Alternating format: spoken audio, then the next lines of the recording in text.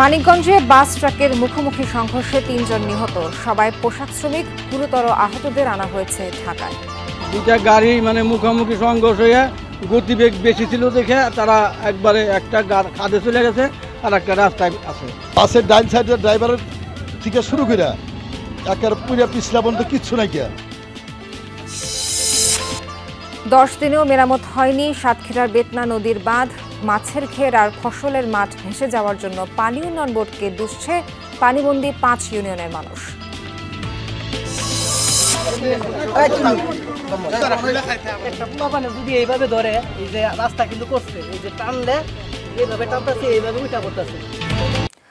মানিকগঞ্জে bus truck মুখোমুখি সংঘর্ষে প্রাণ গেছে 3 পোশাক শ্রমিকের, আহত অন্তত 30 জন। সকালে বৈরী আবহাওয়ায় আরিচা মহাসড়কে এই দুর্ঘটনা ঘটে। 2 গাড়ির চালককে খুঁজছে পুলিশ। শ্রমিকদের নিয়ে কর্মস্থলে যাচ্ছিল বাসটি, পথে এই দুর্ঘটনা। বরঙ্গাইল হাইওয়ে পুলিশ ও প্রত্যক্ষদর্শীরা জানায়, মানিকগঞ্জের আরিচা ঘাট থেকে গার্মেন্টস শ্রমিকদের নিয়ে ছেড়ে আসা মিনিবাসটি তারাসীমা গার্মেন্টসে যাচ্ছিল। বড় বোয়ালি এলাকায় পৌঁছালে বিপরীত দিক থেকে আসা একটি পাথর বোঝাই ট্রাকের সাথে সংঘর্ষ হয়। দুমড়ে মুচড়ে যায় যাত্রীবাহী যানটি, রাস্তার পাশে খাদে পড়ে যায় ট্রাক। বাসের ডাইন সাইডের ড্রাইভারের থেকে শুরু করে একের পুরো পিছলা পর্যন্ত কিচ্ছু নাই। রং সাইড থেকে টাকা এসে আপনার মনে করেন যে মাইরা দিছে, মাইরা দেওয়ার পরে আপনি মনে করেন যে গাড়িটা খাদে চলে গেছে। এই গাড়ির গতি কম ছিল, কিন্তু ট্রাকের গতি বেশি থাকার কারণে ওই সাইড দিয়ে মাইরে ট্রাকটা নিচে পড়ে গেছে। হতাহতদের উদ্ধার করা হয় স্থানীয়দের সহায়তায়। নিহতদের সবাই তৈরি পোশাক কারখানার নারী শ্রমিক। তারা সবাই শিবালয় উপজেলার সমেজঘর এলাকার বাসিন্দা। গুরুতর আহতদের নেওয়া হয় ঢাকায়। আমি পিছনে ছিলাম, আমি খালি শব্দ পাইছি যে দুপুর করে শব্দ হয়েছে আর সবাই সিটে পড়ে গেছে। 2 জন আর কি ডেট পরে উপরে ওইটা দেখি গিয়ে আরো লাশ আসলো। এই জায়গায় মাথা মুথা ফাটছে অনেকেই, প্রায় 10-12 জনের মতন মাথা মুথা ফাটছে। পরে হাসপাতাল নিয়ে গেছে, হাসপাতালে নেওয়ার পর আরো 2 জন মারা গেছে। আমরা ঘটনাস্থল থেকে একজনের লাশ উদ্ধার করি আর আহতদেরকে হাসপাতালে পাঠাই। পরবর্তীতে হাসপাতালে জানতে পারি যে আরো 2 জন মারা গেছে। আইনগত ব্যবস্থা আমরা প্রক্রিয়া দেন। কী কারণে এই দুর্ঘটনা তা খতিয়ে দেখছে highway police. BM Khorshed, Jamuna news, Manikganj. নোয়াখালীর সুবর্ণচরে হাত পা বেঁধে গৃহবধূকে নির্যাতনের অভিযোগ উঠেছে শ্বশুর বাড়ির সদস্যদের বিরুদ্ধে। গত 13 আগস্টের এই ঘটনার একটি ভিডিও এরই মধ্যে সামাজিক মাধ্যমে ছড়িয়ে পড়েছে। পূর্ব চরবটা ইউনিয়নের চরমুজিদ গ্রামের গৃহবধূ শারমিন আক্তার 3 সন্তানের জননী। তার অভিযোগ, 12 বছর আগে পারিবারিকভাবে একই গ্রামের নূর নবীর সাথে তার বিয়ে হয়। স্বামীর শারীরিক প্রতিবন্ধী হওয়ায় তিনি নিজে ভিক্ষা করে সংসার চালান। তার এক মেয়ের হার্টের সমস্যা থাকায় 50,000 টাকা দরকার। ভিক্ষা করে বাড়ি ফিরতে দেরি হলে স্বামী পরকীয়ার অভিযোগ তুলে গালমন্দ করত। কলহের এক পর্যায়ে কাজের সন্ধানে ঢাকা চলে আসেন শারমিন। সম্প্রতি তাকে বাড়ি নিয়ে যায় এক প্রতিবেশী। কথা কাটাকাটির এক পর্যায়ে শ্বশুর সহ বাড়ির সবাই মিলে হাত পা বেঁধে শারীরিক নির্যাতন চালায়। এ বিষয়ে আরও জানাতে সুবর্ণচর থেকে সরাসরি যুক্ত হচ্ছেন সহকর্মী মুতাসিম বিল্লাহ সবুজ। সবুজ, গৃহবধূর পক্ষ থেকে কোনো লিখিত অভিযোগ থানায় দেওয়া হয়েছে কিনা এবং এ বিষয়ে পুলিশ কি বলছে?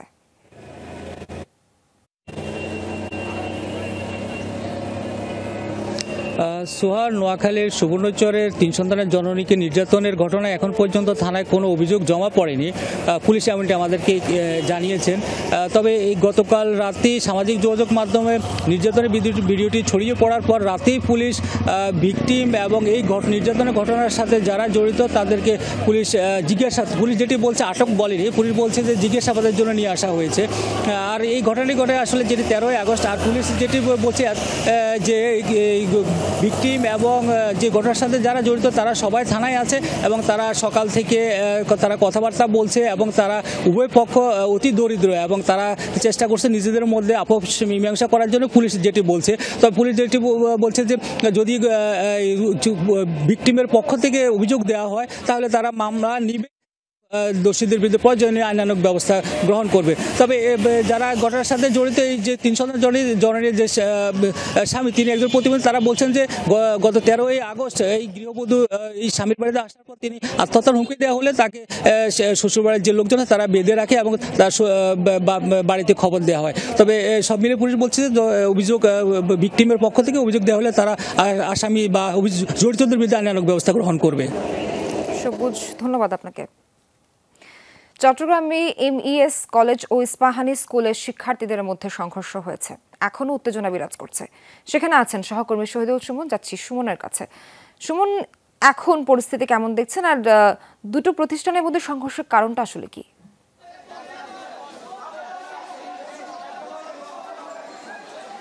সোহার, দুপক্ষের শিক্ষার্থীরা কিন্তু তাদের স্ব শিক্ষা প্রতিষ্ঠানের ভেতরে আছেন এবং দুটি শিক্ষা প্রতিষ্ঠানের শিক্ষকরাই কিন্তু আসলে চেষ্টা করছেন শিক্ষার্থীদের নিপীড়ন করার জন্য। আপনি দেখছেন আমি ওমরগনি MES কলেজের সামনে রয়েছি এবং এখানকার শিক্ষার্থীরা যারা রয়েছেন তারা বেশ উত্তেজিত। তারা তাদের যেই ক্যাম্পাসের ভেতরে রয়েছেন শিক্ষকরা তাদেরকে নিবৃত করার চেষ্টা করছেন।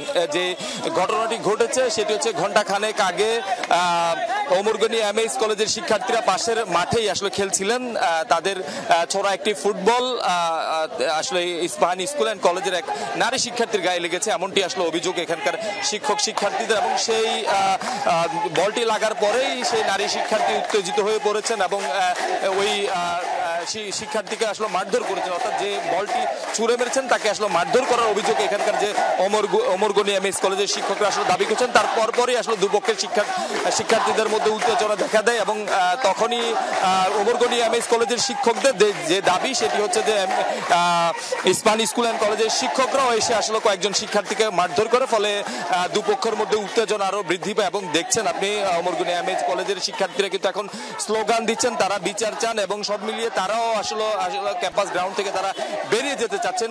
পুলিশ প্রশাসন বা দুই কলেজের শিক্ষকরা কিন্তু আসলে মাঝখানে অবস্থান নিয়েছেন, তারা শিক্ষার্থীদের নিবৃত করার চেষ্টা করছেন। আমরা ইতিমধ্যে আসলে শুনেছি দুপক্ষের মধ্যে ইটপাটকেলের ঘটনা ঘটেছে। সব মিলিয়ে এখনো পর্যন্ত যে উত্তেজনা সেটি কিন্তু আমরা দেখছি দুপক্ষের শিক্ষার্থীদের মধ্যে রয়েছে এবং শিক্ষকরাও বলছেন এই ঘটনায় যারা দায়ী তাদের আসলে যাতে বিচার করা হয়। যদিও ওই নারী শিক্ষার্থী আসলে যেহেতু ওই ওমরগনি MES কলেজের শিক্ষার্থীকে আসলে মারধর করছেন, পরবর্তীতে তাদের যে শিক্ষকরা তারাও যেহেতু শিক্ষার্থীদের গায়ে হাত তোলার অভিযোগ আসলে ওমরগনি MES কলেজের শিক্ষকরা করছেন। সব মিলিয়ে এখানে আসলে আমরা ভালোই একটি উত্তেজনা দেখছি। তারপরও পুলিশের পক্ষ থেকে আসলে তারা বলছে যে দুপক্ষকেই তারা বোঝানোর চেষ্টা করছেন, বুঝিয়ে আসলে দুপক্ষকে আসলে নিবৃত করার তারা চেষ্টা করছেন।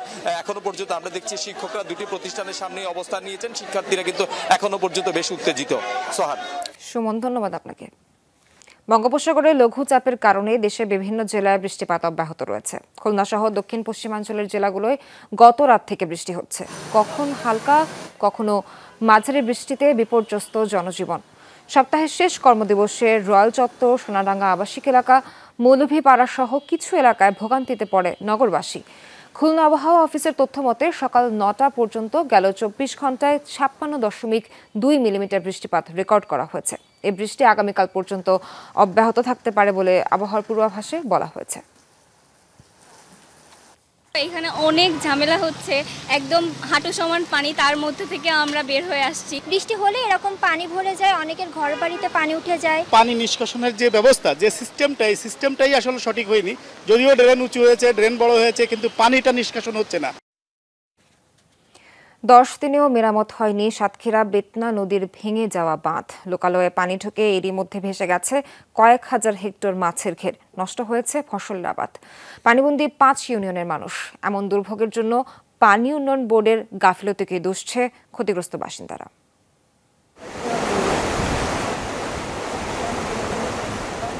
সাতক্ষীরার বেতনা নদীর ভাঙা বাঁধ।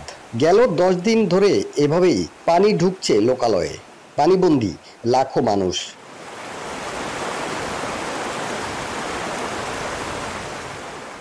স্থানীয়রা জানায় টানা বর্ষণের কারণে গত 16 সেপ্টেম্বর ভেঙে যায় বাঁধটি।